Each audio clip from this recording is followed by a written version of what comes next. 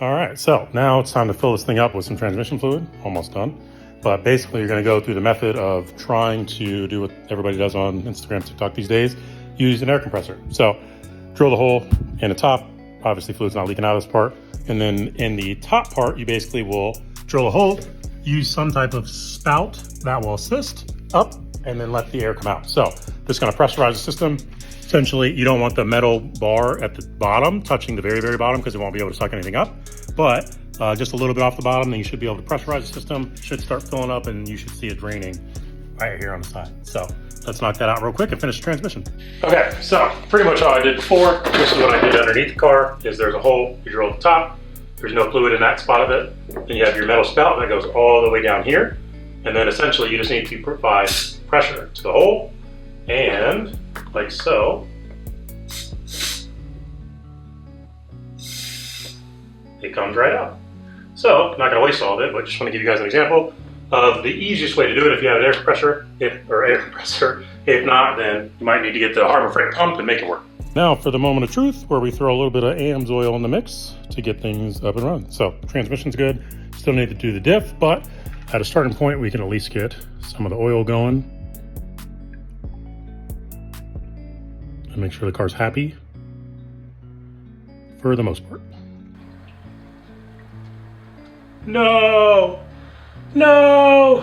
it's leaking. All right, so we filled everything up with oil. It has no coolant in it yet, but it's got oil, it's got trans fluid. I still need to do the diff, but we're gonna put in our spark plugs. I went with the Brisk Spark Racing plugs. You know, they do pretty well on that car, given that car's boosted. So we'll try it out on these because they're new. So we'll go from that standpoint, throw those in, and then we should be able to just see if it fires, I guess, see if it starts up. I need to adjust timing just a little bit, but other than that, we should be ready. I mean, the diff still needs to be filled, so let's fill that first.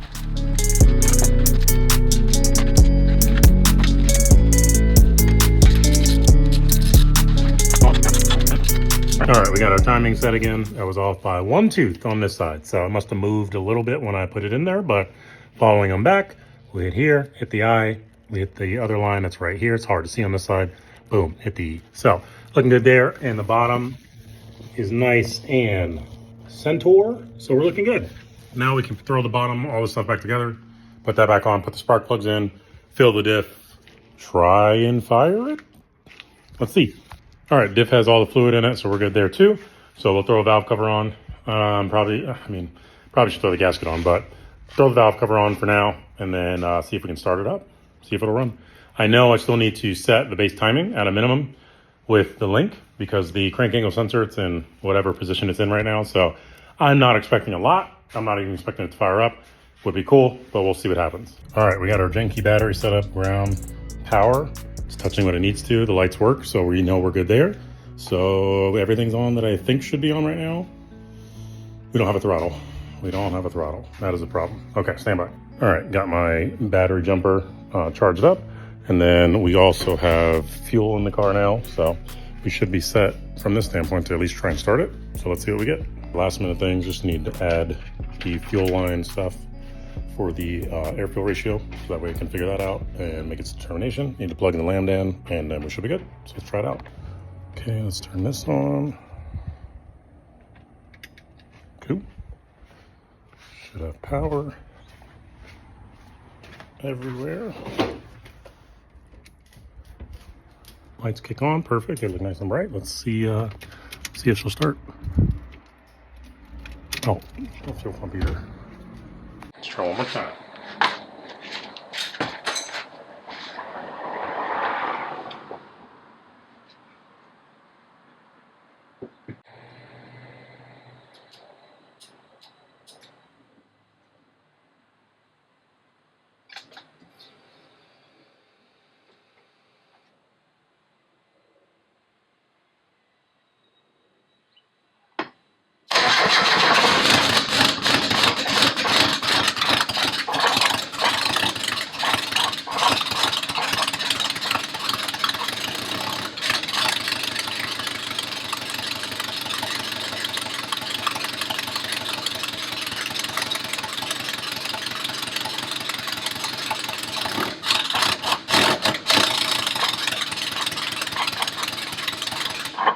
Hell yeah. Hell fucking yeah. Let's go.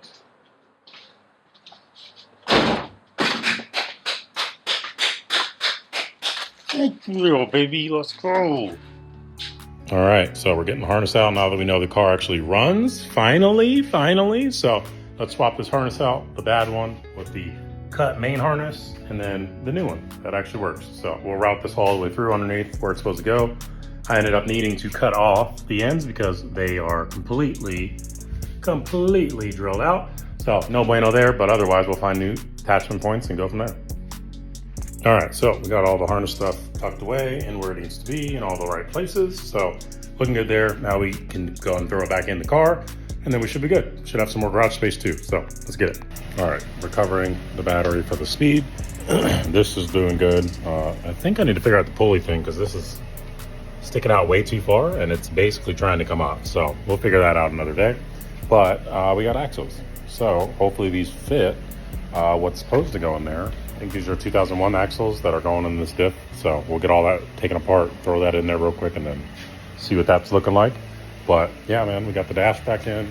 Everything's looking good from that standpoint. Everything just needs to be reconnected, hooked back up, and then we can clean up the interior of this finally, and then we should be good. As an update to this, we got some seat brackets coming pretty soon. So those will be here and then we can try and put that in. Additionally, the part for the fog lights that I want to go into is here, and we just need to shave down essentially the edge. There's a little lip here that sits out on the side, so I just need to shave that down a little bit for each bolt, and then we can see if that fits, and we'll hold a fog light. But other than that, that car is pretty much ready to go. We need a crank angle sensor and all that stuff to go back in so we could drive that again, but let's get the axles on. All right, so we got everything out. We got everything lined up. We pretty much just need to push this back all the way so it's seated in, and the C-clip goes all the way in, and then we'll hook all this up and should be good. But we're gonna lube it up just so we can get it in and out. In the event we ever break one or somebody else breaks one, it'll be a lot easier compared to last time. All right, so looking underneath now, the axle's all the way in, so we're looking good. So now we can go ahead and put all the rest of this back together, and then we should be good. It spins, it rotates, that's what we want. And I'm gonna grease up the threads here on the piece here on the end. Same with the inside, because that's a little beat, just so we don't have any issues there.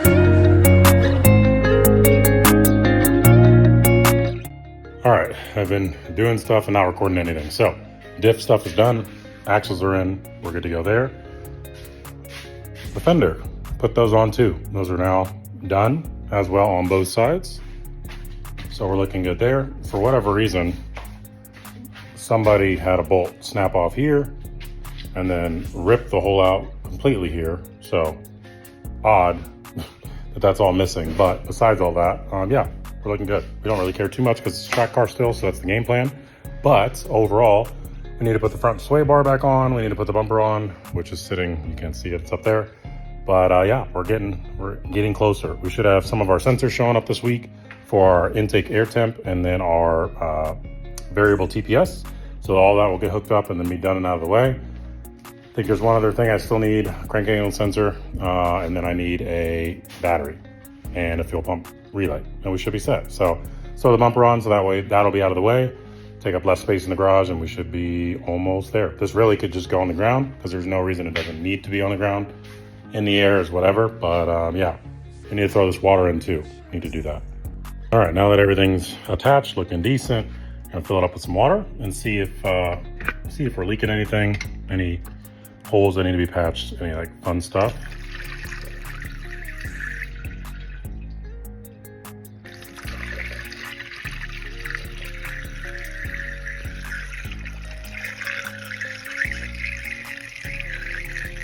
Let's see what we got once. Let's get the full. And to be expected, a little bit of problems, but no big deal. We'll pretty much just go ahead and try and take that piece off and then drill and tap it. Let all this water push everything out, and then we should be good. So let it clean. Clearly it needs a good flush as well, so let it do its thing. All right, so we finally got back out of here, putting the variable TPS on there. I used my old BMW one because I bought one for an MD, which does not work on this chassis. So because of mainly because the back part, this is completely different. So it won't work for what I need, but that's okay. I still have my old BMW one, so I'm gonna reuse that for this 1.6. I could have used the initial wiring and just changed it around, but decided to change it all together, just run it straight from the ECU.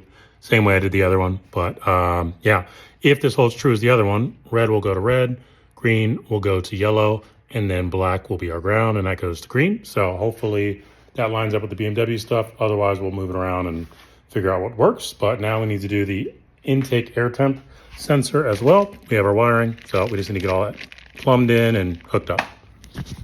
All right, so we got the replacement crank angle sensor on that one.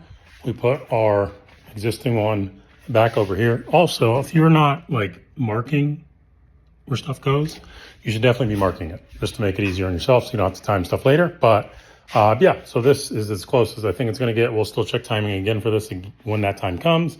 For now, we'll fill it up with some water and then see if it's leaking anywhere. Our computer is dead right now again, so we'll charge that up and then we'll make sure that the throttle position sensor and the intake air temp also is working, at least in a working order, and then we'll get all that cleaned up and whatnot. And now with our new block off piece, let's see if this will work. One, to prevent water from getting out, and then see if we're leaking water anywhere else. Bottoms up. Hopefully we don't get any leaks this time around, but we shall see.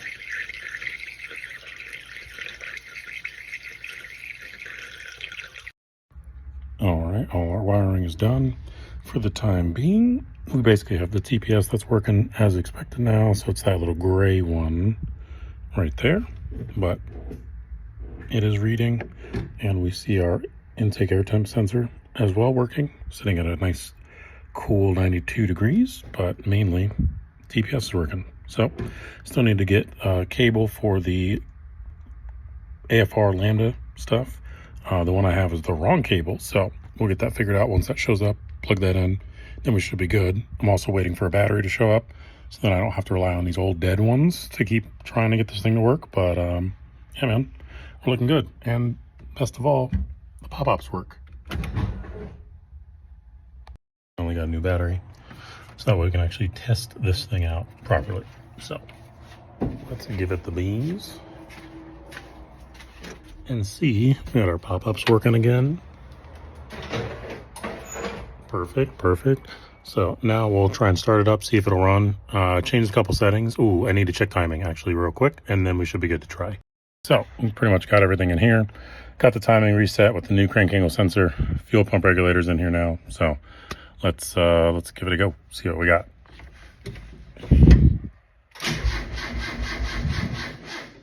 No, it was the last attempt I had. And one other battery as a last ditch effort here to get this thing started up. Let's see what we got. Oh, this one's worse. Let's go.